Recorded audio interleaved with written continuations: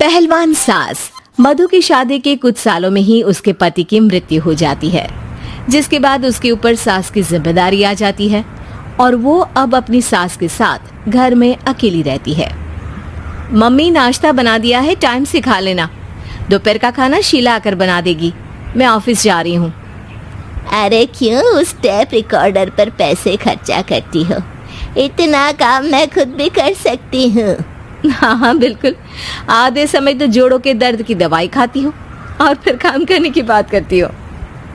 दवाई खाती हूँ तो क्या, मैं अभी भी अकेली 10 पर भारी हूँ।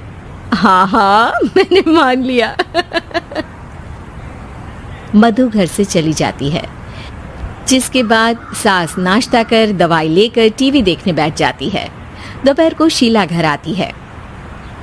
अरे क्यों माँ जी, आज किस बात से मेरी नौकरी बची? अरे चल ज्यादा बक बक मत कर, काम कर अपना। शीला खाना बनाने लगती है और सास वहीं पास में बैठ जाती है। माँ जी, मैं तो हमेशा ही बोलती हूँ दीदी की दूसरी शादी करा दो। कब तक आप 2 औरतें घर में अकेली रहोगी? आजकल माहौल भी बहुत खराब है और फिर दीदी की उम्र भी तो निकली जा रही है ना। तेरा नाम टेप रिकॉर्डर सही रखा है मैंने। तेरी एक ही बात को रिपीट मोड पर चलाने से वो पूरी नहीं हो जाएगी, इसलिए मेरी बहू से ज्यादा खाना बनाने पर ध्यान दे, नहीं तो कहीं वो भी तुझसे मुंह ना फेर ले और नौकरी चली जाए। क्या माँ जी, आप भी हमेशा मेरी नौकरी के पीछे ही पड़ी रहती हो? तो क्या तेरे पीछे पड़ूं? इसी तरह दोपहर से शाम हो जाती है और शीला अपना काम खत्म कर वापस चली जाती है। अब अकेली सास एक बार फिर टीवी देखने बैठ जाती है, जिसकी थोड़ी ही देर में मधु घर आ जाती है और सास बिना कोई देर किए शीला की बातें उसे बताने लगती है। मम्मी, आप भी ना किसी बच्चे से कम नहीं हो, जिसके पास हमेशा शीला को लेकर कोई ना कोई बात रहती ही है।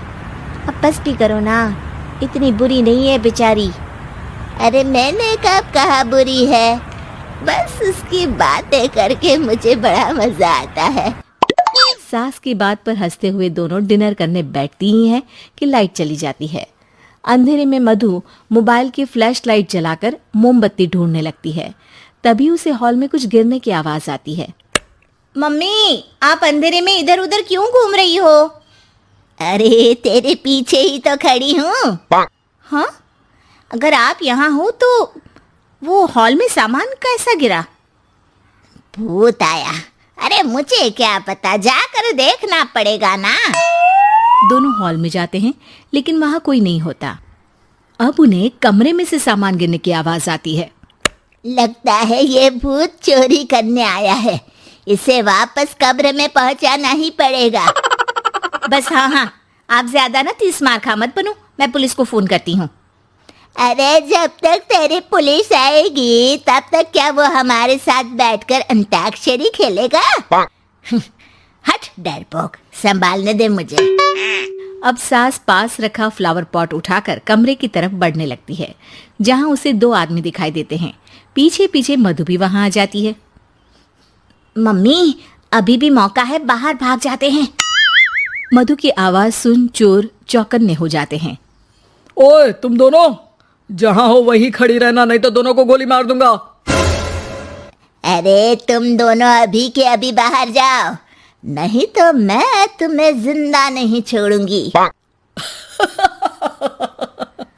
ये बुढ़िया हमें धमकी दे रही है।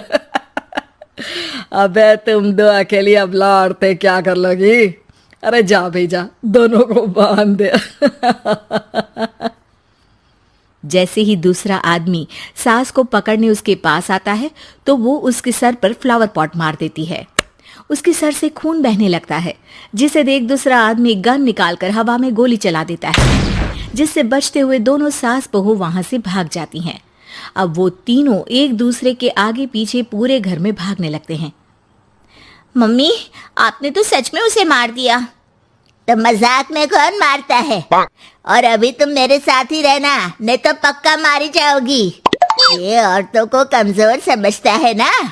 आज इसे औरतों की ऐसी ताकत दिखाऊंगी कि ये आदमी पैदा होने पर शर्म करेगा। ये अचानक आपके अंदर झांसी की रानी कहाँ से जाग गई? वैसे तो हमेशा जोड़ों में दर्द बोलती रहती हो। अभी तुम्हें जान बचानी है या जोड़ों के दर्द की कहानी सुननी है? मधु और उसकी सास कमरे में जाकर दरवाजा अंदर से बंद कर लेते हैं, जिस पर चोर बाहर खड़ा दरवाजा बजाते हुए उन्हें आवाज लगाने लगता है। क्यों डर गई? अरे वैसे तो बहुत धमकी दे रही थी। गेट खोल अब बुढ़िया। अबे पागल, धमकी देने और होशियार होने में फर्क होता है, पर ये दिमाग वाले काम तुझे तो समझ में नहीं आएंगे। रुक, अभी तेरा दिमाग ही बाहर निकालता हूँ। ये कहते हुए चोर गोली चलाने ही वाला होता है कि सास अचानक दरवाजा खोलकर उसके मुंह पर परफ्यूम डाल देती है, जिससे चोर गन फेंककर दर्द से चिल्लाने लगता है। मम्मी, अरे बहुत दर्द हो रहा है, कोई बचाओ, इसे हटाओ प्लीज। मैं किसी को कुछ नहीं करूंगा। क्यों रे, क्या थोड़ा सा दर्द होते ही मम्मी मम्मी करने लगा? अभी तो औरतों को कमजोर बोल रहा था। भूलियो मत, एक औरत ने ही तुझे इस दुनिया में जन्म दिया है, और वो भी तुझे ये दर्द हो रहा है ना, उससे लाख गुना ज्यादा दर्द सहकर। इसलिए औरतों को दोबारा कमजोर भूल कर भी मत बोलियो। वाह मम्मी, आपका ये रूप तो मुझे पता ही नहीं था। आपने तो कमाल ही कर दिया। कहा था ना, अकेली ही 10 पर भारी पड़ सकती हूँ। ये तो फिर भी 2 ही थे। इतनी देर में पुलिस भी वहां पहुंच जाती है। आ गए आप, कर लो इन्हें अरेस्ट और जेल में बैठकर अंताक्षरी खेलना।